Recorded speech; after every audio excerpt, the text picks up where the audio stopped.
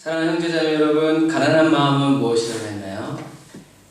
따라서 하세요. 하나님이 채워주셔도 만족함이 없는 마음. 하나님이 채워주셔도 만족함이 없어요. 왜요? 하나님을 더 원하니까. 그렇죠. 하나님을 더 원하니까. 밥을 먹어도 더 먹고 싶어요. 왜요? 배가 고파서일 수도 있고, 또 한 경우는 어떤 경우죠? 맛있으니까. 우리가 하나님의 은혜가 필요하니까 더 원할 수도 있고, 또 하나는 하나님의 은혜가 너무 좋으니까 더 원할 수도 있고. 먹기 싫은 걸 억지로 먹으면 어떡하죠? 병이 나고 체해 나고. 그거와 마찬가지. 그래서 가난한 마음의 첫 번째 가난한 마음은 뭐냐면, 하나님이 채워주시고 또 채워주셔도 채워지지 않는 마음. 왜? 하나님을 더 원하기 때문에, 하나님의 은혜를 사모하기 때문에 라는 말이에요. 그래서 하나님을 너무 원해서 만족함이 없고, 하나님을 원하고 하나님이 주신 은혜를 너무 사랑하고 좋아해서 하나님만 바라보는 마음, 그것이 바로 가난한 마음이다. 하나님을 향한, 하나님이 기쁘게 보시는 가난한 마음의 소유자다. 하나님이 뭘 주시려고 해도 찾아볼 수 없는 그런 마음이 아니라, 하나님이 은혜를 부어주셔도 그것이 헛되게 사라지는 것이 아니라 하나님을 더 원하는. 그래서 어떤 동물에 비유했냐면 사슴에 대해서. 왜 다윗이 사슴이 목마른 것처럼 나도 주님께 목마릅니다 라고 말했는지 우리가 저번 주에 잘 나눴어요. 단순히 목말라서가 아니라 그 목마름은 무엇으로 인해서 왔어요? 사랑 때문에 왔어요. 사랑함으로 인해서 일어난 목마름을 풀어내기 위해서 다윗이 그냥 하나님의 은혜가 없어서 구하는 것이 아니라 하나님을 사랑하기 때문에, 그죠? 내가 누구를 사랑하면 사랑하기 때문에 그 사람을 보고 싶고, 그 사람의 목소리를 듣고 싶고, 그 사람을 만나고 싶고, 그 사람과 살고 싶고, 그 사람과 모든 걸 하고 싶어요. 왜? 사랑하기 때문에. 사랑하기 때문에 그 사람에 대한 모든 것을 소유하고 싶고, 그 사람의 모든 것이 되고 싶은 마음이 우리에게 일어나는 거예요. 그와 마찬가지로 다윗도 하나님께 목말랐어요. 하나님이 채워주셔서가 아니라 다윗만큼 이 세계 역사상 다윗만큼 하나님의 사랑을 받은 사람이 없어요. 그래서 다윗의 이름이 무슨 뜻이라고 했어요? 하나님의 사랑을 극진히 받은 자. 그러나 하나님의 사랑을 받았지만 다윗은 어떻게 해요? 항상 하나님의 사랑에 목말라 있었어요. 왜요? 하나님을 원했기 때문에. 하나님을 사랑했기 때문에. 그래서 하나님을 사랑함으로 시작된 그 목마름.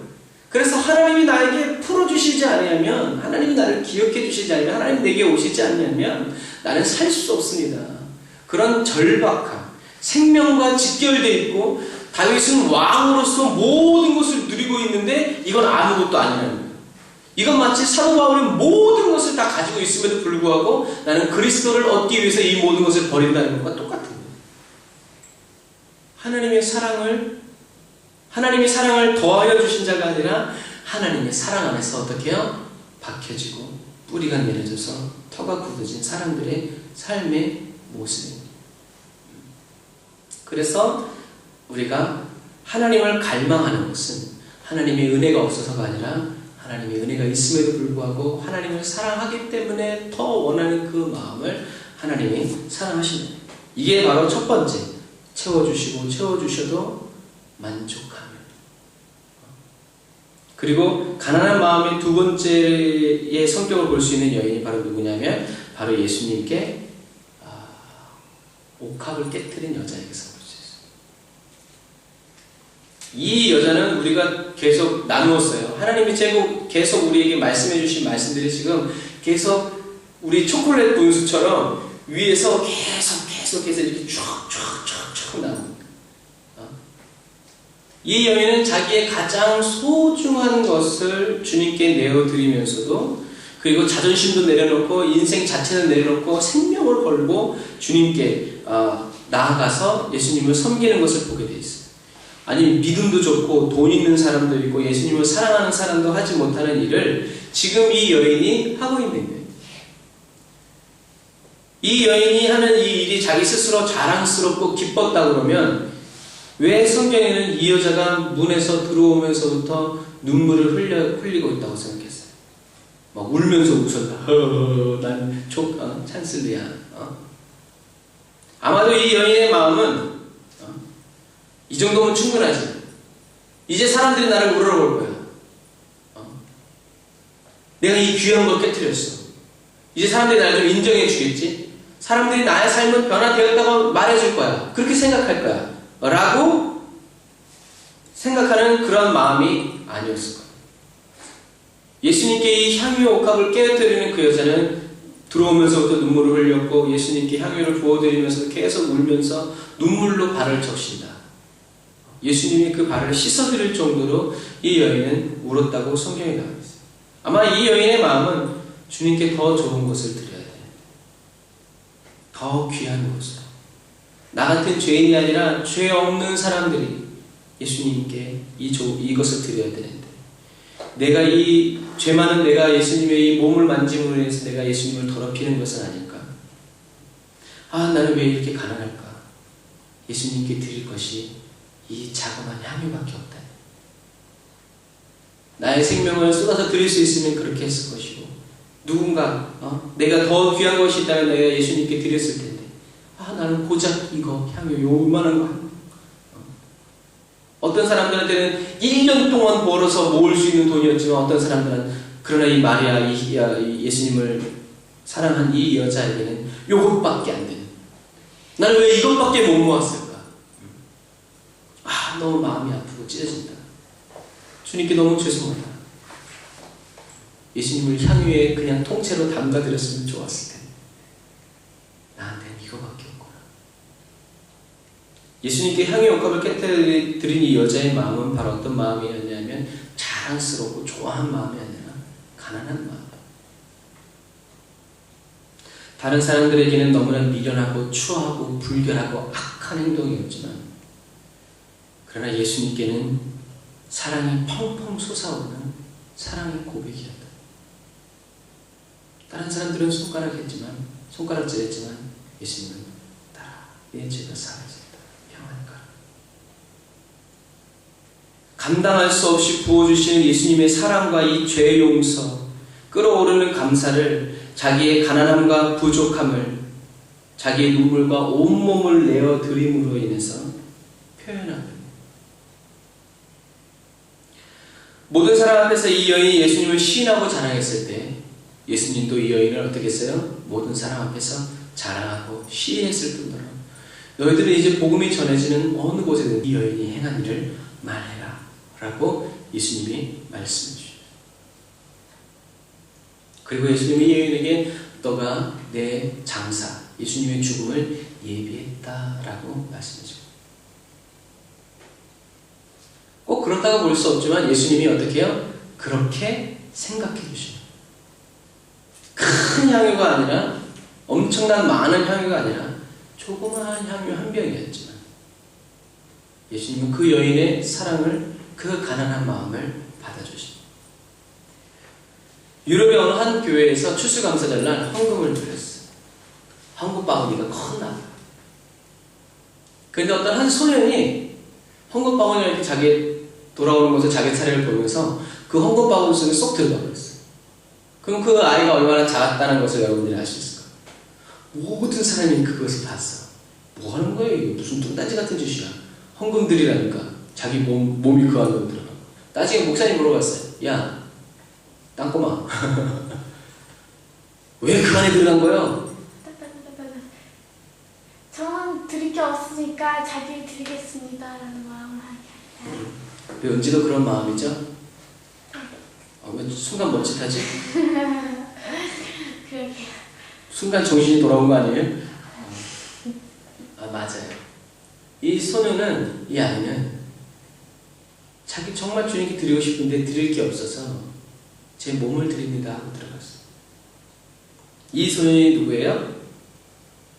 리빙스턴이라는 사람이에요. 들어봤나 리빙스턴? 들어본 것 같아. 들어본 것 같은 건 안 들어본 거예요.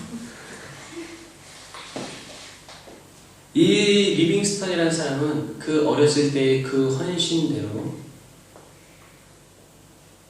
아프리카를 탐험하는 탐험가가 되었어요. 이 사람은 30년 동안 아프리카에서 살았는데 30년 동안 사역하면서 전도한 영혼은 딱 한 명. 그 사람은 헛되게 죽는 것 같았지만 그 후에 이 리빙스턴이 아프리카 오지 부족을 탐험하고 다니고 찾아다니고 그들에게 복음을 전했던 그 모든 길들을 통해서 하나님의 복음이 전파되어졌고, 그리고 지금 아프리카는 더 이상 어떤 나라로 불리냐면 기독교 나라라고 불리죠. 그때 당시에 30년 동안 리빙스턴이 그래서 리빙스턴이 이 유명한 말을 했어요. 어떤 기자가 물어봤어. 당신은 아프리카 오지에 있는 식인종들, 무서운 해충들, 악어들, 동물들 무섭지 않았습니까? 아스팔트 길이 깔려있고 마을버스가 다니는 길이 아니라 해치고 다니는 그게 무섭지 않습니까? 그때 리빙스턴이 하는 말이 무슨 말이었냐면 사명이 있는 자는 죽지 않습니다. 사명이 있으면, 할 일이 있으면, 해야 할 일이 있으면 그 사람은 죽을 수 없다는 얘기예요. 그래서 이 리빙스턴은 1873년 3월 19일 날 그 사람이 마지막으로 쓴 얘기가 있는데, 그 사람의 마지막 쓴 얘기는 이러고 있어요. 오늘은 나의 생일이다. 나의 예수여, 나의 왕이여, 나의 모든 것이여. 오늘을 기하여 다시 나를 당신께 바칩니다. 자비하신 아버지, 나를 받아주소서. 독생자를 나에게 주셨는데 이 못난 것, 아무것도 아니지만 몽땅 바치오니 나를 받아 사용해 주소서. 아멘. 주님이시여, 아멘. 그리고 이 사람은 61세의 나이로 죽었는데, 죽었을 때 그 아프리카 사람이 그를 깨우러 가는데 이 리빙스턴은 어떠한 자세로 죽어 있었냐면 침대 머리맡에서 기도하는 모습으로 죽어 있어요. 기도하다가 하나님께로 가.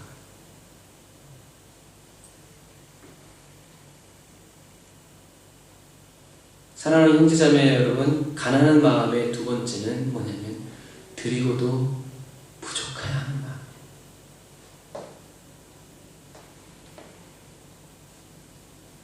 리빙스턴의 형도 있어요. 리빙스턴의 형은 영국에서 유명한 의사로서 돈을 많이 벌었어요. 이때 당시에 이 리빙스턴도 의사였어요. 영국에서의 수많은 좋은 일자리를 놔두고 이 리빙스턴이 아프리카로 간다고 그랬을 때 그 형은 조롱했어요. 야, 이 자식아, 여기서 돈을 벌어야지. 아프리카 그 시커먼 나라에 가서 니 뭐 할 거야? 리빙스턴은 하나님의 부르심을 따라서 복음을 들고 아프리카를 갔고, 리빙스턴의 형은 영국에서 열심히 개업을 해가지고 돈을 많이 벌었어요. 그러나 오늘 역사에서 리빙스턴 하면 나오는 것은 리빙스턴의 이야기와 리빙스턴의 형은 리빙스턴의 형이다, 그거밖에 안 나와. 가외의 이야기지만, 그러나 리빙스턴은 아프리카를 복음화하는데 하나님이 쓰셨습니다. 그러니까 우리가 살아가는 동안, 우리가 이 터키에 있는 동안 우리가 한 일이 어떤 일이 날지 그건 모르는 거예요. 하나님이 나중에 하십니다. 우리는 하나님이 주신 사명을 그대로 하면 돼요. 어쨌든 가난한 마음의 첫 번째 가난한 마음은 하나님이 채워주시고 채워주셔도 채워지지 않는 마음. 두 번째는 어떤 마음? 하나님께 드리고 다 바치면서도 어떤 마음? 부족함을 느끼는 마음. 하나님이 나에게 주신 것이 더 많다는 것을 아는 마음이에요. 오늘 리빙스턴이 쓴 것처럼 받아만 주시고 사역만 해주셔도 너무 감사하고, 주님이 내 이름을 기억만 해주셔도 감사하고, 불러만 주셔도 감사하고, 나를 구원해 주신 것만도 감사한데, 이 감사하는 이 마음이 바로 하나님의 믿음을 더해준 사람이 아니라 예수 그리스도 안에 있는 하나님의 사랑에서 믿음이 어떻게 해요? 자라간 사람, 뿌리 뻗어간 사람이에요. 주님께 더 드리고 싶은 마음을 감출 수 없는 사람, 주님께 뭘 더 받을 것이 있나 없나를 살펴보는 사람이 아니라 내가 주님께 더 드릴 수 있는 것이 없는가를 살펴보는 그러한 몸부림을 치는 사람들입니다. 주님께서 원하신다면 무엇이든지 생명까지도 나는 아낌없이 드릴 수 있습니다 라고 노래만 하는 사람이 아니라 정말 주님이 그것을 찾으실 때 아멘, 주님 나를 받으십시오 라고 내어드릴 수 있는 사람입니다. 하나님께 물질, 생명, 명예, 사람 뭐 다 드리고도 너무 부족하다.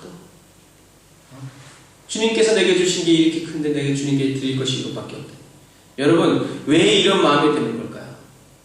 이런 사람들의 공통점은 뭐냐면 이 모든 사람들이 그리스도의 사랑을 다른 사람과 남다르게 엔살시스 기비 받았다는 거예요. 그럼 예수님이 차별대우하신 건가요? 누구에겐 더해주고 누구에겐 덜 주고?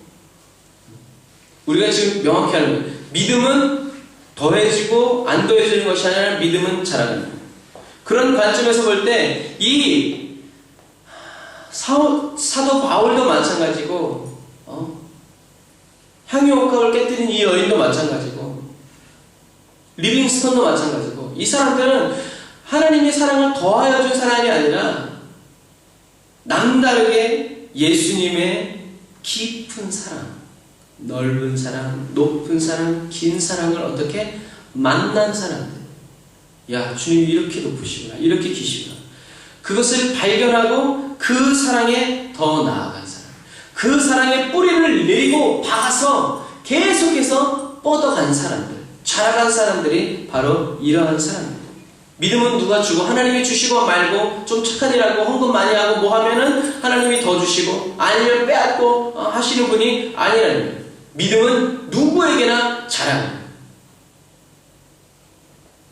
자라갈 수 있도록 그리스도 안에 있는 하나님의 사랑이 연결된 그리스도인들에게 무조건적으로 그리스도 안에 있는 것은 다 자라갈 수 있도록 베풀어 주시는 하나님의 은혜라는 것입니다. 사랑하는 형제자매 여러분, 마태복음 11장 12절에 보면 제가 읽어드릴게요. 세례 요한의 때부터 지금까지 천국은 침노를 당하나니 침노하는 자는 빼앗느니라 라고 되어 있어요. 예수님이 여러분들을 사랑한다고 여러분들이 가만히 있으면 안 돼요. 왜냐하면 그것은 사단이 원하는 거예요. 밥때가 되어서 여러분들이 가만히 앉아있으면 엄마 아빠가 아유 참 착하다 우리 아들 딸. 그래요? 안 그러죠?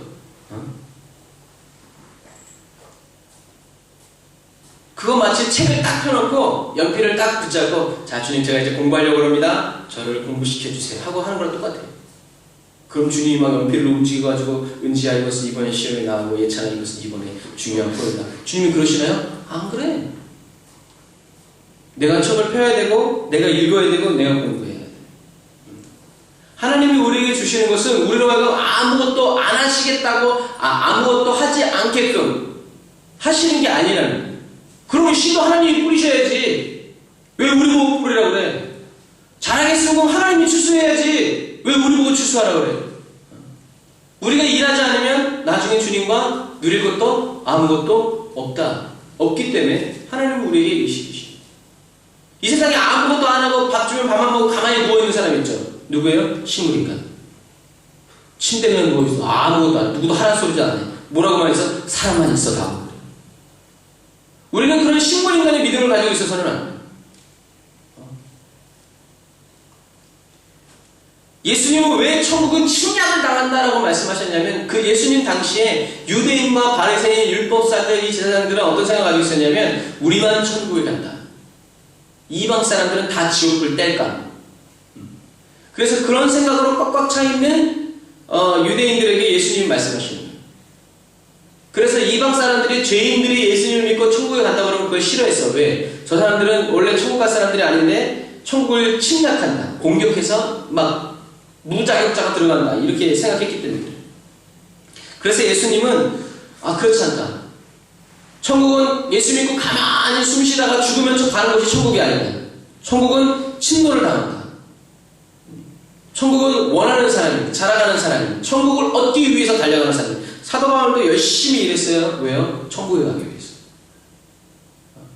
그 예수 잘 믿었다고 딱 부정 딱 찍고 표 딱 사면은 티켓 사면은 나중에 티켓팅해서 들어가는 데가 아니라는 거예요. 천국은 끝까지 여러분들이 끝까지 맨 달리기 할 때 맨 처음 출발했다고 맨 1등으로 들어가는 거예요? 아니요. 그건 몰라. 끝까지 달려가야 돼요. 그게 믿음의 경주예요. 내 믿음의 경주. 여러분들이 주님이 다시 부르시는 그날까지 여러분들이 천국에 들어갈 물론 우리 마음에 확신히 해야지. 운동하는 선수가 나 꼴찌 할 거야. 이런 생각 가지고 하겠어요? 그럼 못해. 난 1등 한다. 1등 한다. 그런 생각과 믿음을 가지고 뛰지만 끝까지 가야 1등이 될지 안 될지 그것을 알 수 있는. 우리는 내가 그냥 예수님을 믿었다고 해서 내가 천국 간다. 이런 이론도 있어요. 내가 예수님을 믿었으니까 난 천국 간다. 그러니까 앞으로 죄를 많이 지어도 내가 천국 가는 것은 아무 지장이 없다. 그러니까 술 마시고 중독 상관없다. 왜? 예수님이 구원하셨으니까. 예수님의 구원이 내가 죄를 지었다고 예수님의 구원이 무효가 되냐? 예수님이 그렇게 연약하신 분이냐? 이렇게 나오잖아요. 이단입니다. 틀렸어. 그러니까 예수님이 그 중풍병자 38년 된 병자들도 그러잖아요. 뭐라고요? 네가 가서 다시는 죄를 범하지 말아라.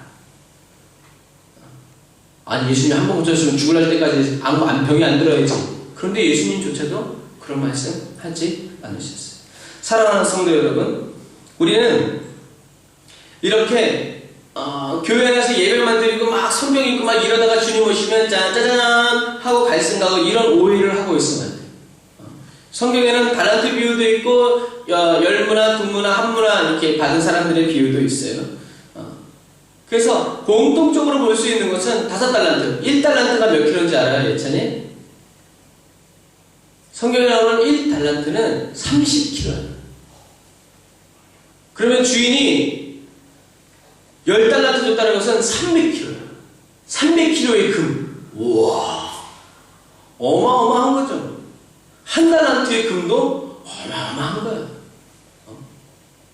그런데 그 1달란트 받은 사람, 한 문화를 받은 종은 왜 일하지 않았어요?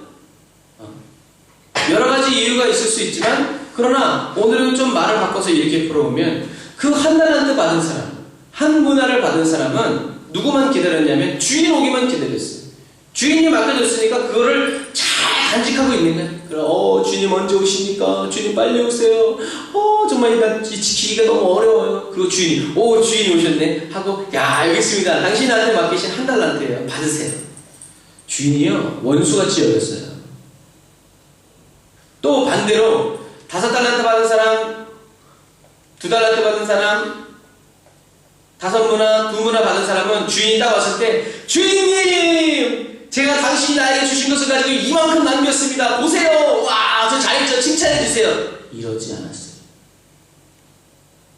여러분들이 성경을 자세히 보면 주인이여 보십시오. 당신이 나에게 5달란트를 줬는데 제가 또 5달란트를 남겼습니다. 하고 여기서 끝나. 주인이 당신이 저에게 2달란트를 주셨는데 제가 2달란트를 더 남겼습니다. 여기서 끝나. 어떤 보상과 대가를 바라는 것이 아니라 당신 나를 이렇게 믿고 맡겨서 해주는데 주인이 요거밖에 안 되네요. 주인에게 대한 미안한 마음. 정말 전 너무 부족합니다. 더 남겨드렸어야 되는데 이것밖에 못했네요. 이게 제 능력의 한계입니다. 그런 마음을 가지고 주인에게 다시 그것을 드려요. 그러나 1달란트 받은 사람은 어떻게 의기양양하게 제가 땅에 묻어두었습니다. 매일 가서 누구도 그 땅을 파지 못하도록 매일 거기 가서 지켰네요. 얼마나 힘들었는지 몰라요. 눈이 오고 비가 오고 안 쓸려내요. 이스라엘 비가 오고 눈이 안 오지. 맨날 그거 감시하느라 아주 힘들었습니다. 그러나 주인은 그를 내어 쫓아요. 사랑하는 형제자매 여러분, 한 문화를 받은 사도 바울은 자기의 부족함과 무익함을 고백하면서 말로만 한 것이 아니라 매일 자신을 십자가에 못 박고 자기가 죽었음을 되새기면서 예수님께 받은 사명, 하나님의 은혜의 복음 증거함을 마치려고 매일매일 전심전력, 마음과 힘을 다해가지고 달려가는 것을 보면서 주님 다시 만날 날을 고대하면서 나아가는 것을 볼 수 있어요. 이게 정상인 거예요.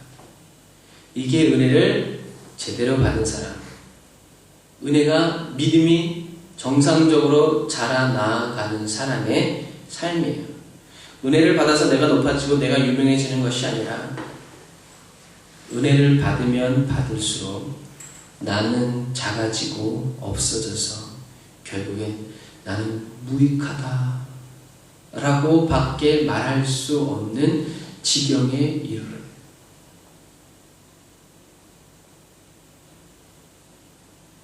이것은 굉장히 중요합니다. 하나님의 은혜를 받으면 받을수록 내가 커지고 내 존재감이 뚜렷해지는 것이 아니라 하나님의 은혜를 받고 또 받으면 큰 은혜를 만날 때마다 나는 정말 부족하구나. 나는 정말 아무것도 아니구나. 나는 정말 무익하구나. 이런 것을 느낀다. 내 삶에 오로지 하나님의 은혜로 덮여있는 것을 보고 그분의 은혜가 나를 이끌어가고 계심을 보게 됩니다. 우리는 그저 하나님이 우리에게 주신 씨앗을 뿌렸고 우리는 그저 하나님이 물을 주시고 자라게 하신 열매를 거두는 무익한 종일 뿐이라는 거예요.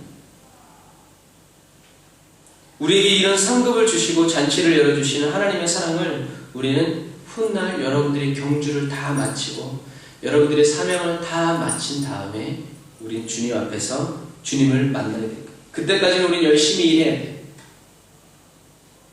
어떤 일을 해야 돼요? 우리는 예수 씨를 받은 자로서 예수 씨, 복음의 씨앗을 뿌려야 돼요. 그것을 자라는 것을 우리가 볼 수 있을지, 그것을 우리가 출소할지는 모르겠지만, 그러나 뿌리는 자가 있어야 자라게 하시는 분이 계시고, 자라게 하시는 분이 계셔야 거두는 자가 있을 거예요. 그래서 우리는 땅 탓하지 말고, 날씨 탓하지 말고, 씨 탓하지 말고, 우리는 우리에게 많든지 적든지 있는 것을 가지고 뿌리는 사명, 그리고 휘어져 출수하게 될 밭이 우리 눈에 보여지면 우리는 과감하게 낫을 대어서 추수해야 해요. 영생에 이르는 열매를 거두어야 하고 천국 창고에 모아 드려야 돼요. 사랑하는 성도 여러분, 가난한 마음의 소유자인 사람들은 쉬지 않고 일을 해요. 주를 위해서 일해. 죽기 살기로 일해. 고난을 자랑으로 여기고 환난이 다가오면 기뻐하면서 예수님의 십자가에 매달려서 내려올 줄을 몰라요. 외양간에 소가 없고 밭에 식물이 없고 열매가 하나도 없어도 다 빼앗겼어도 여호와 하나님 때문에 기뻐할 수 있는 사람들. 사단이 모든 재물과 자녀들 모든 인생을 헝그러뜨리고 망가뜨려도 주신 이가 여호와시니 거두신 이도 여호와이신 것이 당연합니다 라고 하나님을 경외하는 욥의 고백처럼 무엇이 이들을 이렇게 살게 했을까요? 어떤 게 도대체 고난이 오면 기뻐하고 환난이 나가면 할렐루야 주님 내가 주님과 같은 고난을 받는군요 주님 감사합니다 이렇게 살게 할까요? 아까 말한 것과 똑같아요. 이 가난한 마음의 크리스찬들은 누구냐? 크신 예수님의 사랑, 깊은 예수님의 사랑, 넓은 예수님의 사랑, 긴 예수님의 사랑을 찾아서 만났고 구하여서 받았고 성령 충만함으로 그 사랑 안에 계속 뿌리 내리고 박혀지고 터가 굳어져서 예수님의 사랑을 더 알아갔던 사람들이에요. 하나님의 은혜가 넘치고 하나님을 향한 감사와 감격이 계속해서 흘러넘치기 때문이에요. 죽도록 충성하고 모든 것을 다 내어 불사르면서도 불구하고 예수님의 사랑을 갚을 길이 없어서 애통해하는 사람입니다. 그래서 갚을수록 은혜를 부어달라고 갚을 수 있도록 도와달라고 하염없이 주님께 울부짖는 사람. 하나님 은혜를 더하여 주십시오.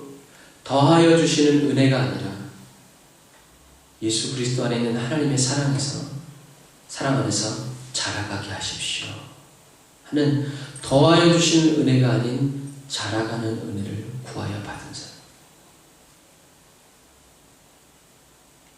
하나님이 어떻게 이 가난한 마음들을 그냥 지나쳐 가실 수 있겠어요? 돈이 없기 때문에 자기를 드리려고 한 이 리빙스턴의 마음을 하나님은 애가 못하는 짓이 없어 어려서 그래 그렇게 하시지 않고 그의 인생과 일생을 붙잡아서 쓰셨어요. 한 나라도 하지 못한 일을 믿음의 크리스찬 한 사람이 해냅니다.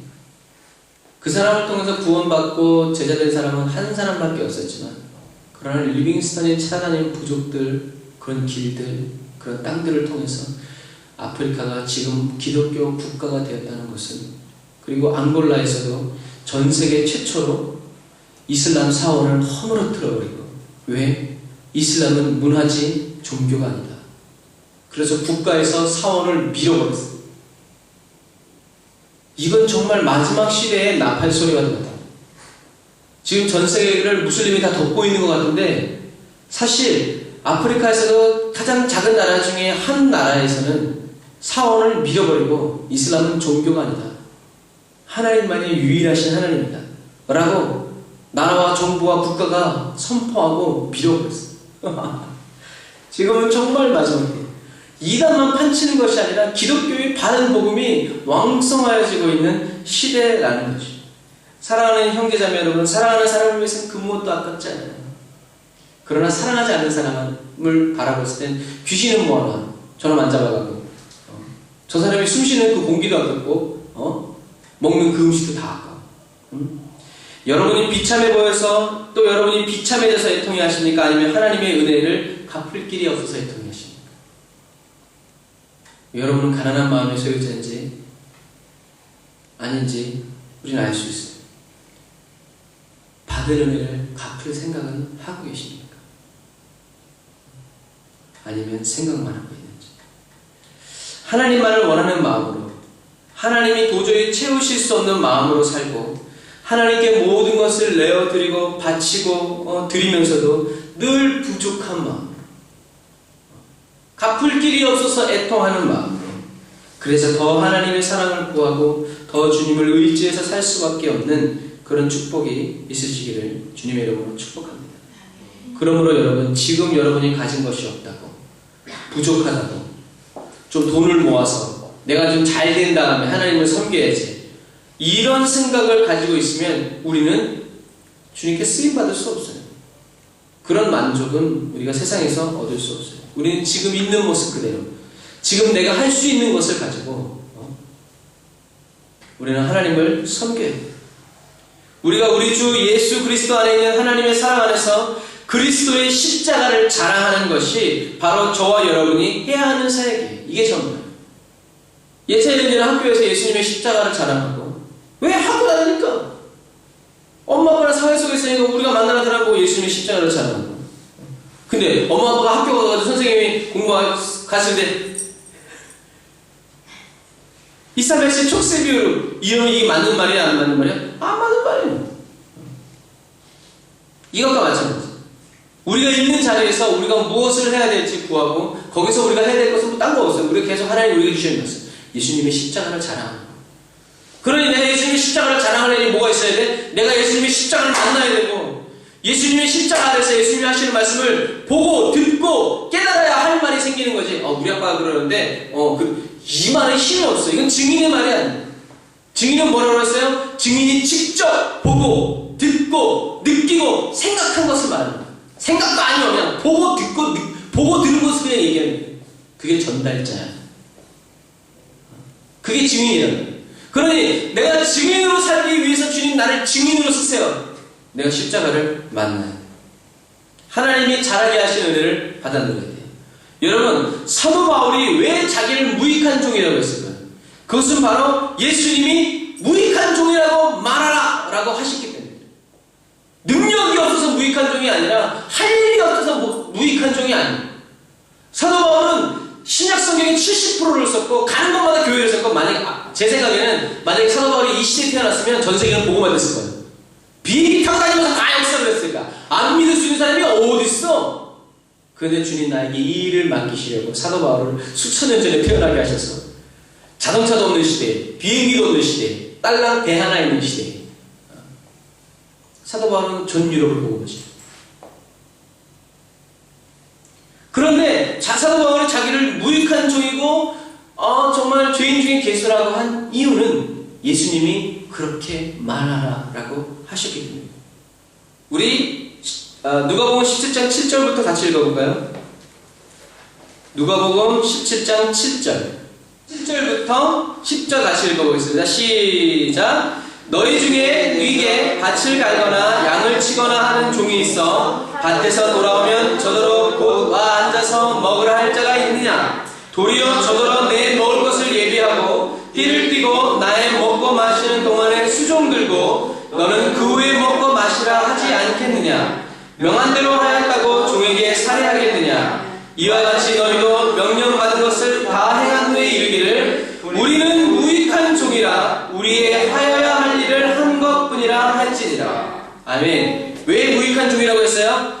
명령받은 것을 행한 것뿐이기 때문에, 해야 될 일을 한 것뿐이기 때문에 무익한 종이라는 거예요. 예수님이 시키신 그 일을 그대로 할 수 있는 그것이 바로 뭐냐면 은혜. 하나님이 계획하시고 여러분들에게 주신 사명, 하나님의 은혜의 복음을 증거하는 일, 그것을 마치려 함에 하나님이 은혜를 주시고 그것을 마치려 하기 때문에 나는 무익하다라는. 왜? 하나님이 계획하시고 하나님이 일하시고 하나님이 은혜 베푸셔서 하나님이 거두시는데 나는 그냥 가는 것뿐이다.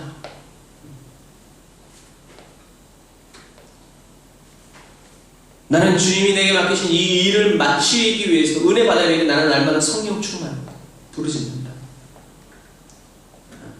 내 일과 내 삶, 명예와 부귀를 위해서 성령 충만 받아야 되는 것이 아니야. 한국서 때문에 누이 좋고 매부 좋고 이왕이면 다 없지만 당신도 좋고 나도 좋고 그러나 성경은 그렇지 않아요. 예수님의 속마음은 바로 이것입니다. 예수님이 왜 무익한 종이라고 했냐? 자, 중요한 거예요. 이제 이게 우리의 큰 획을 긋는 거예요. 잘 봐요. 자, 보세요. 예수님이 용서해요. 내 형제가 하루에 7번씩 너에게 찾아와서 회개하면 용서해 주거라. 그래서 얘네들이 가만히 들어보니까 용서를 하면서 살라니까 믿음을 더하여 주세요. 너 믿음은 더해지는 것이 아니라 겨자씨와 같이 믿음은 자라는 것이다. 그렇게 하고 주님이 바로 이어서 하시는 말씀이 너희에게 소나 양을 치고 씨를 뿌리는 사람이 그 양을 치는 사람이 있으면 걔네들이 양을 실컷 치고 들어와서 들어오면 아우 정말 수고하셨어요 종님 이제 식사하시고 씻으시고 샤워하시고 밥을 맛있게 차려놨으니까 드세요 라고 하지 않고 니네들이 양을 치고 해야 할 일을 다 하고 왔으니 이제 집에서 해야 할 일이 있다. 그것이 뭐냐면 나를 섬기는 거. 이것을 다 한 다음에도 나는 유능한 종이야 말하지 마라. 왜? 너희는 무익한 종이다. 왜? 니네들이 해야 할 일을 한 것뿐이기 때문에. 이 세 단락이 잘 연결이 안 될 수가 있어요. 그러나 주님이 하시는 말씀이 뭐냐면 용서해라. 믿음은 잘하는 것이다. 그리고 무익한 종이라고 말해라. 왜 용서해야 돼요? 하나님이 그렇게 말했으니까. 또 다른 의미는 왜 용서하라고 그랬을까요, 예수님은? 하나님의 계명은 뭐예요? 마음과 뜻과 정성을 다해서 주 너의 하나님을 사랑하고 내 이웃을 내 몸과 같이 사랑하라. 내 이웃을 내 몸과 같이 사랑하려니까 뭐예요? 용서해야 돼. 용서하지 않고는 내 이웃을 사랑할 수가 없어. 예수님의 계명은 뭐예요? 내가 너희를 사랑한 것 같이 너희 형제를 사랑해라. 결국엔 내가 사랑하기 위해서는 뭘 해야 돼요? 용서해야 돼요. 그러니까 예수님은 용서하라는 거예요. 그러니까 제자들은 용서를 못하겠으니까 믿음을 더해달라는 거예요. 믿음은 더해지는 것이 아니라 잘하는 거라는 거예요. 믿음이 너희들이 자라서 형제를 용서하고 형제를 사랑하고 뽕나무처럼 뿌리 뽑혀서 바다에 심기우라는 이러한 역사가 일어났을 때 너희들이 해야 될 말은 나는 무익한 종이다 라고 말해요. 이야 나를 통해서 이런 역사가 일어나네? 주님 제가 용서했어요. 야 정말 저 인간 내가 용서할 수 없는데 용서했네 주님. 야 내가 저 인간을 용서하기 위해서요 30일을 금식하고 40일을 금식하고 1000일을 1000번째를 드리고 발랑피아 쏘일래 이렇게 말하지 말라는 거예요. 왜? 너희가 해야 할 일을 한 거기 때문에. 너가 해야 할 일을 당연히 한 거기 때문에 무익한 종이라고 말해라. 무슨 말이야? 너희들에게 이런 역사들이 일어날 거다. 그런데 너희들이 잊지 말아야 될 너희들의 종의 마음은 뭐냐면 나는 무익한 종입니다. 예수님의 속마음이 바로 이거예요. 내 안에 믿음을 행함으로 말미암아 일어나는 그 일들에 대해서 추수한 열매들을 보면서 보상받고자 하는 보상 심리를 버려라. 하나님이 사명으로 주신 일을 하면서 대가, 칭찬과 축복과 인정을 받아 누리는 마음을 버려라. 왜? 너희들이 마땅히 해야 될 일을 하는 것이기 때문에. 뒤집으면 예수님이 가는 곳마다 역사가 일어나고 이적이 일어나고 죽은 자들이 살아나고 이러는데도 불구하고 예수님의 마음은 어떤 마음? 저는 무익합니다. 아버지가 제게 시키시고 하라고 하신 일을 할 뿐입니다. 이 일은 제가 일으키는 것이 아니라 아버지께서 제게 보내주신 성령님이 하시는 일입니다. 그리고 저도 내가 이 십자가를 지고 다시 하늘나라에 가서 제자들에게 줄 것은 이 성령님밖에 없습니다. 그러니 너희들은 하나님의 믿음을 자라게 하셔서 그 믿음의 역사가 일어났을 때 사랑하는 나의 초중마루들아, 너희들이 무익함을 잊지 말아라. 다른 말로 사도 바울이 내가 약할 때, 하나님이 사도 바울에게 얘기했죠. 너가 약할 때 내가 강합니다. 너가 무익할 때 내가 내 유익함이 너에게 흘러가주리라. 아멘 주님. 할렐루야. 내가 약할 때 그리스도가 내 안에서 강할 수 있다면 주님 이게 은혜입니다. 오 주님 감사합니다. 주님이 저를 이렇게 지키시고 관리해 주신지 몰랐어요. 저는 정말 무익한 중입니다. 내가 좀 기도빨이 쓴다고 내가 기도를 주님 내가 응답받으려고 했더니 이 모든 건 내려놓겠습니다. 내가 설교하다 좀 뒤집어지고 설교하다 쓰러지고 정신을 잃고 나의 모든 추함이 드러난다고 하더라도 주님이 나를 쓰시는 증거가 그거라면 주님 아멘 할렐루야. 자기 무익함을 아는 사람, 그저 한문화 받은 종처럼 한 달란트 받은 종처럼 그냥 조용히 앉아서 예배 드리면서 오 주님 오소서 임만에 이상한 사람이 아니라 주님이 나에게 사명을 주셨기 때문에 사도 바울은 배를 타고 다니고 우리가 그 산맥을 가잖아요. 우리 차 타고 가기도 어려운데 거기를 걸어서 나귀를 타고 가는지 그건 모르겠지만 모든 짐을 들고 복음을 전한다 그러면 우리는 할 수 없어요. 많이 남겼다고 주인에게 칭찬받으려고 준비하고 나온 종들이 아니라 이렇게 많이 내게 맡겨주셨는데 더 남기지 못한 부분들에 대해서 주님께 죄송한 마음과 부족한 마음을 가지고 나아갔을 때 주인은 잘하였도다 착하고 충성된 종아, 내게 적은 일을 맡겼지 이젠 앞으로 큰 일도 할 것이다. 내 잔치에 참여하라. 사랑하는 성도 여러분, 사도 바울도 마찬가지예요. 이런 고백이 있어요. 우리 디모데전서 1장 11절 볼까요? 디모데전서 1장 11절. 디모데전서 1장 11절 부터 16절 한 절씩 교독합니다. 이 교훈은 내게 맡기신 바 복되신 하나님의 영광의 복음을 쫓음이니라. 나를 은하게 하신 그리스도 예수 우리 주께 내가 감사함은 나를 충성되어 여겨 내게 직분을 맡기심이니 내가 전에는 회방자요 핍박자요 포행자이었으나 도리어 긍휼을 입은 것은 내가 믿지 아니할 때에 알지 못하고 행하였습니다. 우리 주의 은혜가 그리스도 예수 안에 있는 믿음과 사랑과 함께 넘치도록 풍성하였도다. 이보다 모든 사람이 받을 만한 이 말이여 그리스도 예수께서 죄인을 구원하시려고 세상에 임하셨다 하였다. 죄인 중에 내가 계수니라. 그러나 내가 긍휼을 입을 까닭은 예수 그리스도께서 내게 먼저 일체 오래 참으심을 보이사 후에 주를 믿어 영생 얻는 자들에게 본이 되게 하려 하십니다. 여기 재미있는 말씀인데 사도 바울이 왜 죄인 중에 내가 괴수라고 그랬어요? 왜 그랬어요? 구원하시고 예수님이 세상에 왜 오셨냐면 죄인을 구원하러 오셨다는 거지. 근데 나는 누구야? 죄인 중에 괴수라는 거야. 나는 가장 나쁜 죄수라는 거야. 왜 이런 말 했어요? 예수님께 제일 먼저 발견되고 싶은 거예요. 자기가 죄를 많이 져서가 아니라 예수님은 세상에 죄인을 구하러 오셨는데 내가 가장 큰 죄인이기 때문에 예수님이 나를 만나러, 예수님이 나를 위해 이 세상에 오셨습니다 라고 고백합니다. 죄를 많이 지었기 때문에 죄인 중에 괴수, 그 죄인 중에 괴수라는 것이 아니라 이 세상에 죄인을 구하러 오신 주님, 내가 주님께 제일 먼저 제일 크게 발견되기 원합니다. 예전에는 죄인 중에 괴수라서 내가 발견되었지만 이제는 내가 그리스도 예수 안에서 믿음 안에서 제가 발견되기 원합니다. 주님. 눈물을 흘리면서 고백하고 싶어요.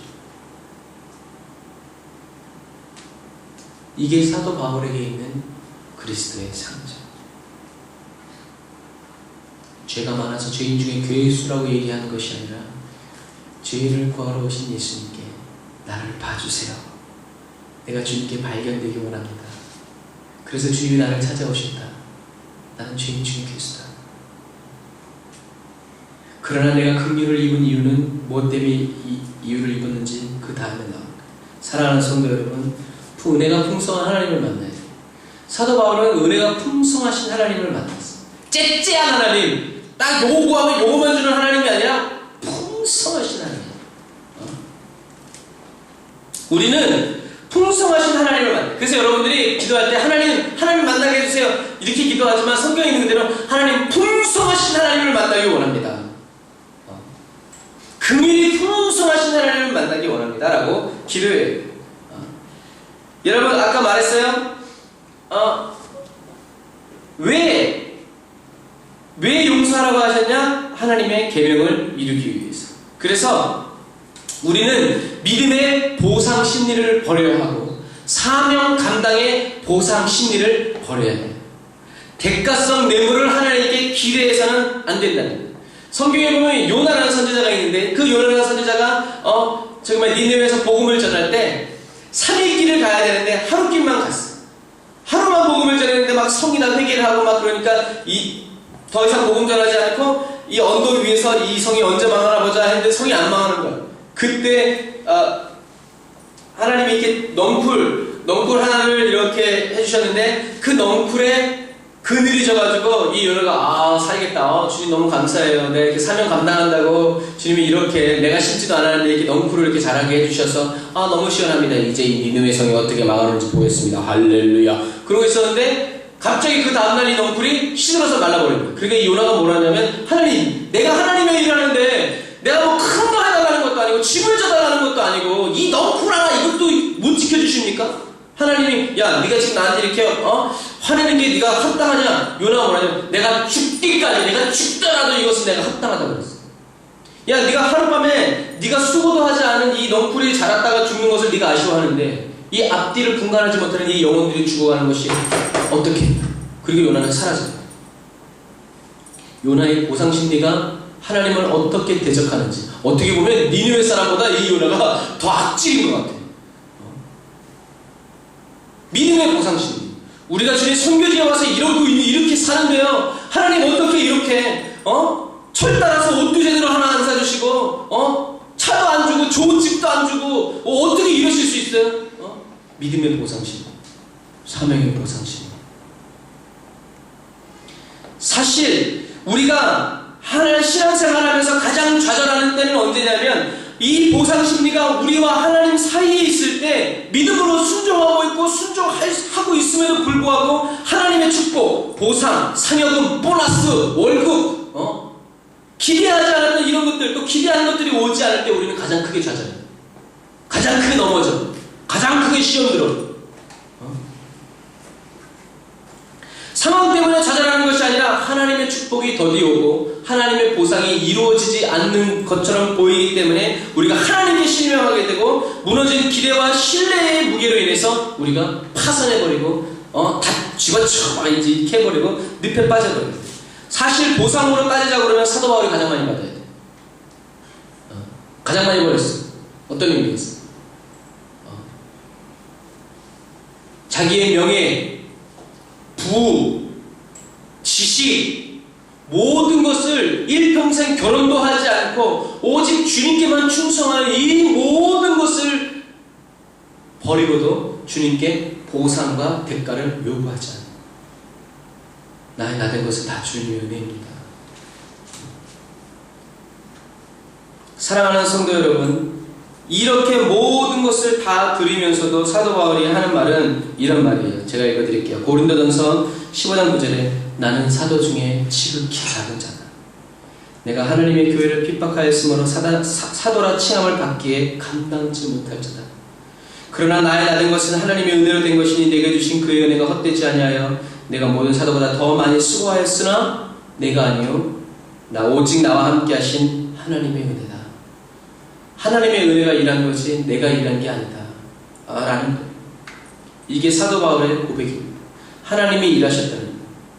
역사하신 하나님을 보고 역사하신 하나님을 따라가는 거예요. 예수님도 말씀하셨죠. 안식일에 아버지께서 일하신 나도 일한다.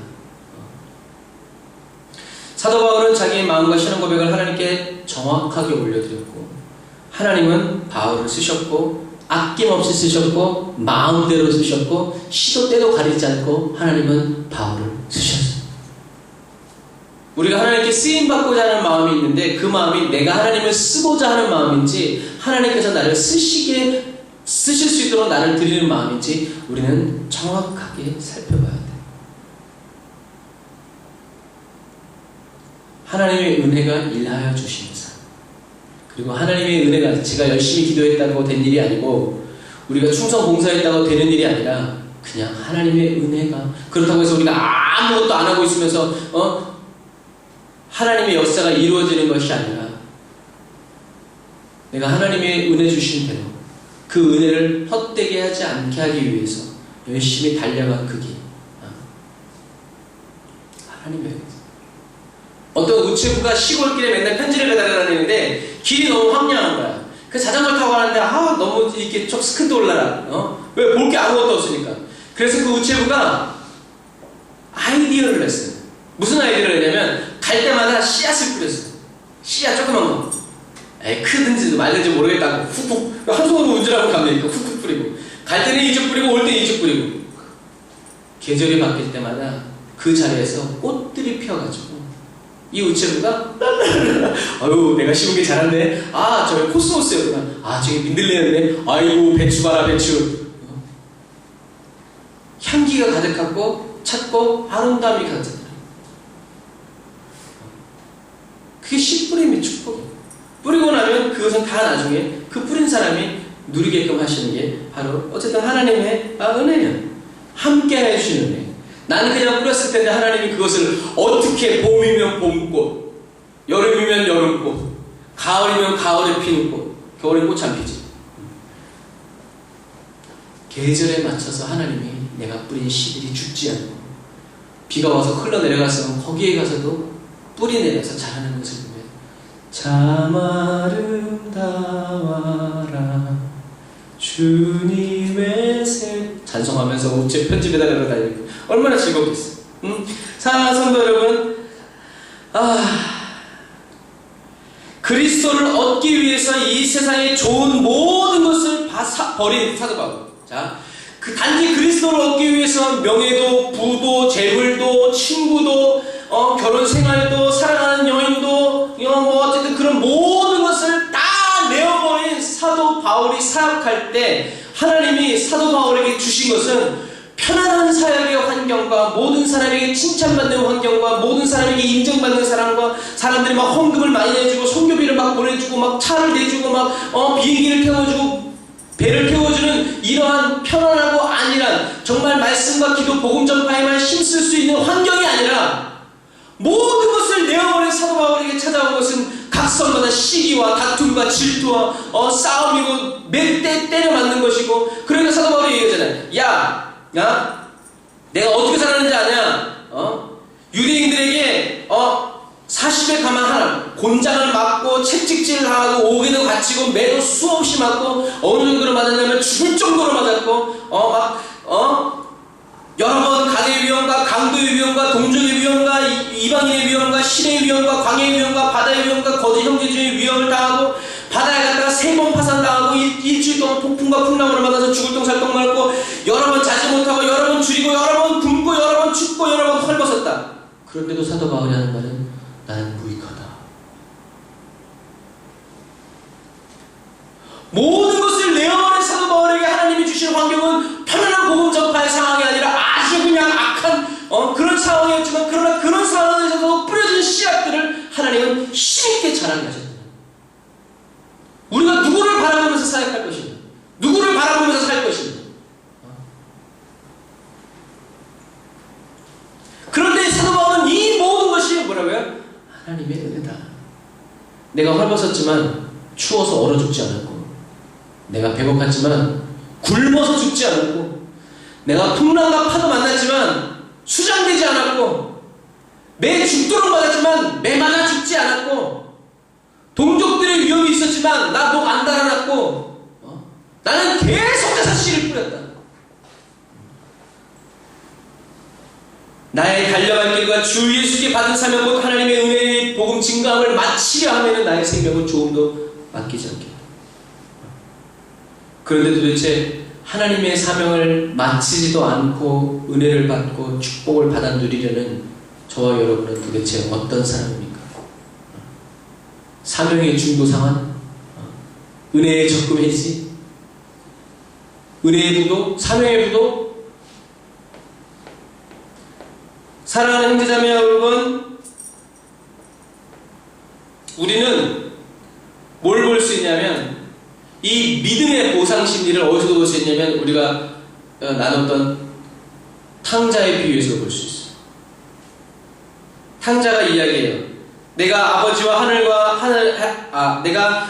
아버지께 죄를 얻어 싸우니 지금부터는 아버지 아들이라 일컬음을 감당치 못하겠습니다라고 얘기해요.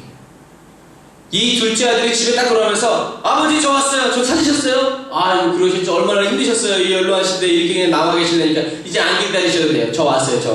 돈요? 돈은 다 쓰고 하는데 돈보다 사람이 귀하지 않습니까? 이제 좀 쉴게요. 제가 돌아와서 고맙죠? 너무 고맙죠? 이제 즐겁게 사시면 돼요. 이렇게 말 안 했어요. 내가 하늘과 아버지께 죄를 지었습니다. 이제는 아버지 아들이라 일컬음을 감당치 못하겠습니다. 그랬을 때 아버지는 야 시끄러워. 야 종들 얘 씻기고 옷 입히고 반지 입히고 이 내 아들은 죽었다가 살았고 내가 잃었다가 다시 찾았다 라고 아들이라고 표현해줘요. 그러나 큰아들은 뭐라고 그래요? 아버지께 대답하여 가로되 내가 여러 해 아버지를 섬겨 명이 어김이 없거늘 내게는 염소 새끼라도 주어 나와 내 것으로 즐기게 하신 일이 없더니 이제 아버지의 살림을 참기와 함께 먹어버린 이 아들이 돌아오며 이를 위하여 살찐 송아지를 잡으셨나이다. 이게 큰아들이 가지고 있는 보상심리예요. 나는 아버지를 위해서 이렇게 죽도록 일했는데 염소 새끼 한 마리도 안 주면서 저놈은 아버지 재산을 다 말아먹었는데 저놈을 위해서는 소를 잡으십니까? 무슨 말이에요? 아버지 틀렸다는 얘기예요. 아버지가 이제 늙으셔가지고 판단을 잘 못하고 뭐가 옳은지 잘 모른다는 거예요. 세상 이치를 모르고 세상이 어떻게 돌아가는지를 모른다는 거예요. 이거는 아버지의 수치뿐만 아니라 마을 사람들이 당신에게 손가락 칠 것이다. 그러나 둘째 아들은 뭐예요? 제가 잘못했습니다. 아버지가 옳습니다. 둘째 아들은 이제 뭘로 살아요? 아버지의 은혜로 산다. 자기가 옳은 줄 알았는데 아버지가 옳은 거야. 아버지 같은 분이 없는 거야. 아버지만한 분이 없는 거야. 세상은 다 날 버리고 세상은 다 날 떠나갔지만 아버지는 날 떠나가지 않는 거야. 그런 내가 아버지의 사랑을 이제는 못 떠나. 아버지에게 뭘 요구할 수 없어. 뭘로 살아? 무익한 아들로 살아. 이제 뭐든지 시켜만 주시면 내가 그 하기 위해서 내가 몸을 부서지도록 하겠다. 뭐예요? 무익한 아들이다. 아버지의 사랑으로만 살아가는 거야. 둘째 아들이 평생에 자랑할 것은 이제 아버지의 은혜밖에 없어. 나를 이렇게 사랑해 주신 아버지. 누가 손가락질하고 누가 이해하지 못해도 이 둘째 아들에게는 아버지는 복음이고 사랑이고 아버지를 위해서는 아까울 게 없어. 지금 저와 여러분의 삶이 이렇습니까?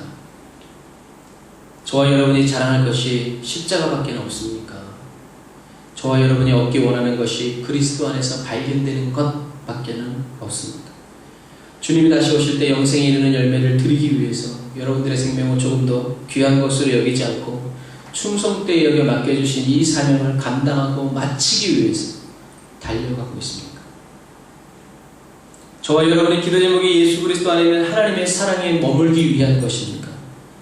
아니면 주님이 내게 오려면 이 정도는 지불해야 되고 주님이 나와 같이 살려면 이 정도 좀 집키, 자동차 키 무슨 이런 것들을 좀 가지고 들어오셔야 좀 내 안에서 살 수 있는 그런 마음. 저와 여러분의 마음이 그는 흥하여야 되고 예수님은 흥해야 되고 나는 망하여야 될 것이다. 세례요한의 믿음이에요. 그는 흥하여야 되고 나는 망해야 될 것이다. 그리스도를 위해서 버리는 죽기까지 자기의 생명까지도 내려놓는 거예요. 여러분이 눈물을 흘리면서 씨를 뿌리는 이유가 추수해야 할 보상 때문입니까? 아니면 무익함 때문입니까? 울면서라도 뿌려야 되니까, 거둘내니까 뿌려야 되니까? 아니면 내가 울면서라도 뿌리는 것이 당연히 내가 해야 될 일이니까 하는 것입니다.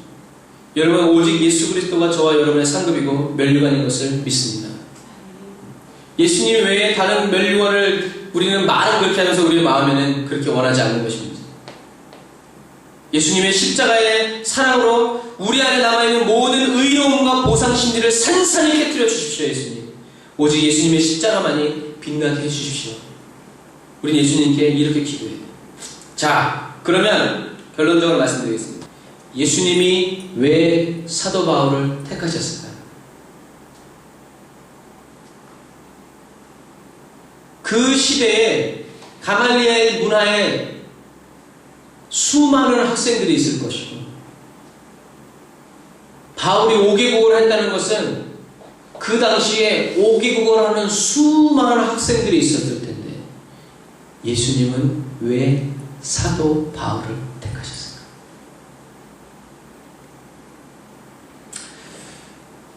제가 읽어드릴게요. 사도행전 9장에 보면 주께서 가라사대 가라. 이 사람은 내 이름을 이방인과 임금들과 이스라엘 자손들 앞에 전하기 위하여 택한 나의 그릇이다. 하나님이 택하신 거예요. 그가 내 이름을 위하여 해를 얼마나 받아야 할 것을 내가 그에게 보이리라. 예수님은 사도 바울을 예수님의 이름을 이방인과 임금들과 이스라엘 자손들 앞에 전하기 위해서 택한 그릇이에요. 이게 예수님이 사도 바울을 부르신 부르심의 내용이에요. 그러면 사도 바울이 예수님이 나를 부르셨구나, 이것 때문에 나를 부르셨구나, 이것 때문에 나를 구원하셨구나, 이것을 어디서 깨닫냐면 아까 우리가 읽은 디모데전서 1장 12절에서 나와요. 제가 읽어드릴게요. 밑보다 모든 사람이 받을 만한 이 말이여 그리스도 예수께서 죄인을 구원하시려고 세상에 임하셨다 하였도다. 죄인 중에 내가 계시니라. 그러나 내가 긍휼을 입은 까닭은 예수 그리스도께서 내게 먼저 일체 오래 참으심을 보이사 후에 주를 믿어 영생을 얻는 자들에게 본이 되게 하려 하시니라. 다른 말로 예수님이 왜 나를 사랑하셨는지에 대한 답을 찾은 거예요. 여러분이 예수님이 왜 나를 사랑하셨는지에 대한 답을 찾아야 돼요. 사도 바울은 아나니아를 통해서 왜 예수님이 자기를 선택하셨는지에 대해서 들었어. 그런데 정말 자기의 신앙과 믿음과 생활 속에서 이래서 예수님이 나를 구원하셨구나라는 깨달음이 와요. 그 이유가 뭐냐? 바로 예수 그리스도께서 내게 먼저 일절 오래 참으심을 보이시고 그리스도 예수 안에 있는 믿음과 사랑과 함께 넘치도록 풍성하신 예수님의 은혜로, 이 은혜 때문에, 은혜로 인해서 후에 주를 믿어 영생 얻는 자들에게 본이 되게. 누가? 내가. 복음에 회방하는 사람이었고 핍박하는 사람이었고 악을 행하는 포행자였던 나를 그리스도 예수 안에 있는 믿음과 사랑과 함께 넘치도록 풍성하신 예수님의 은혜가 죄인 중에 괴수인 나를 긍휼히 불쌍히 사랑해 주셔서 이방인과 왕들과 유대인들에게 복음을 전하는 증인으로 삼으셨다. 이런 나를 사랑해 주신 예수님을 보라. 그분의 사랑을 보라. 그분의 사랑의 길이와 높이와 이 넓이의 풍성함을 깨달아라. 이런 은혜를 나에게 베풀어 주신 사랑과 은혜에 당신도 거할 수 있다. 예수님은 당신을 사랑하십니다. 다른 증거가 필요 없어. 사도 바울 자체가 뭐예요? 증거예요. 다른 증거를 갖다 댈 이유가 없어. 사람들은 증인의 말을 듣고 증인의 말을 믿는. 죄인 중에 괴수인 나를 주님이 구원하셔서 이렇게 은혜의 복음으로 나를 살게 하시고 이 믿음의 경주가 끝난다면 저 천국에서 나를 영접하여 주실 주님, 당신도 예수님을 믿으십시오. 죄인 중에 괴수인 나를 구하신 이 예수 그리스도 안에 있는 이 믿음과 은혜와 사랑이 풍성하면 당신을 구원하고 당신을 사랑하고 당신도 그 사랑에 뿌리가 박히고 터가 굳어지고 뿌리가 내려서 살 수 있습니다. 사랑하는 내 형제요, 내 자매요, 예수님 믿으십시오. 사도 바울의 이 증거가 이루어지는 곳마다 성령님이 그곳에 가셔서 얘 말은 옳다라고 땅 물론 대적하는 사람도 일어났지만 그러나 믿는 사람도 생겨요. 왜? 본이 되게 하신 예수 그리스도의 은혜를 깨달은 사도 바울은 누가 때린다고 멈출 수 없었고 춥다고 그만둘 수 없었고 가난하다고 내려놓을 수 없었고 부자 되었다고 해서 대접 잘해준다고 거기에 머무를 수 없었고 풍랑과 파도가 깨어져가지고 이런 안 좋은 환경이라고 해서 멈출 수 없었고 때려 죽인다고 쫓아다니는 사람들 때문에 숨어 있을 수 없었고 그래서 사도 바울은 얘기해요. 성령이 각 성에서 결박과 환난이 나를 기다린다고 하시면 나는 멈출 수가 없다. 이게 어떤 마음이에요? 가난한 마음이에요. 나는 멈출 수가 없다는 거예요. 하나님의 성령이 너 이제 죽는다라고 말했어도 멈출 수 없다는 거예요. 죽으러 가는 거예요. 죽으러. 왜? 맞춰야 하기 때문에.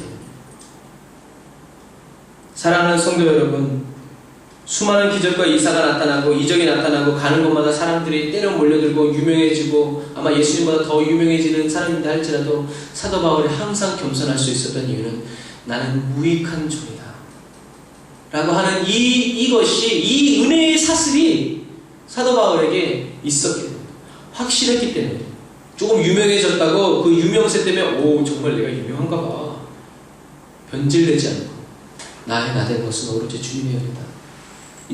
예수님도 그런 사도 바울을 보호하기 위해서 육체에 가시를 줘서 정신 들게 하고 너는 연약하다고 너를 통해서 일하는 것은 나밖에 없다고 하나님이 사도 바울에게 얘기하십니다. 그래서 사도 바울이 한량 없는 은혜, 채울 수 없는 은혜, 갚을 길 없는 은혜를 받아 누리게 된 것이죠. 오죽하면 자기의 병을 은혜다라고 말씀하시는 하나님의 영상에 아멘 하고 달려가겠어요. 저와 여러분, 저는 이 은혜 속에서 살기 원합니다. 이 십자가의 거룩한 은혜 안에서 잠겨서 살기를 원하고 내 의지와 내 계획, 내 힘과 능력으로 좌우할 수 없는 하나님의 은혜의 풍랑, 은혜의 폭풍 속에서 살기를 원합니다. 하나님의 은혜와 긍휼이 해일처럼 지진처럼 일어나서 일으키는 삶을 살기 원합니다. 하나님의 은혜 안에 거함으로, 하나님의 은혜를 봄으로, 하나님의 은혜를 누림으로, 맛봄으로 저와 여러분 나 자신의 무익함을 더 깊이 깨달아 알아가기를 축복합니다. 내가 나의 의지로 나 자신을 낮추는 그런 의지적인 겸손이 아니라 오로지 내게 부어주신 은혜를 발견하고 주 앞에 자랑할 것이 하나 없는 그저 사명 감당케 하시는 하나님의 은혜가 저와 여러분에게 충만하기를 축복합니다. 내가 자랑할 것은 단 하나, 예수 그리스도의 십자가. 내가 너에게 전해줄 것도 단 하나, 예수님의 십자가. 내게 있는 것은 단 하나, 예수님의 십자가. 예수님의 십자가 하나면 모든 것이 풍성해지고 모든 것이 위로가 되며 모든 것이 깨달아지는 십자가. 내게 주신 십자가, 예수님의 이름으로 이 지역을 섬기고 나라를 섬기고 열방을 섬길 수 있는 은혜가 저와 여러분에게 풍성히 허락되어 주시기를 주님의 이름으로 축복합니다.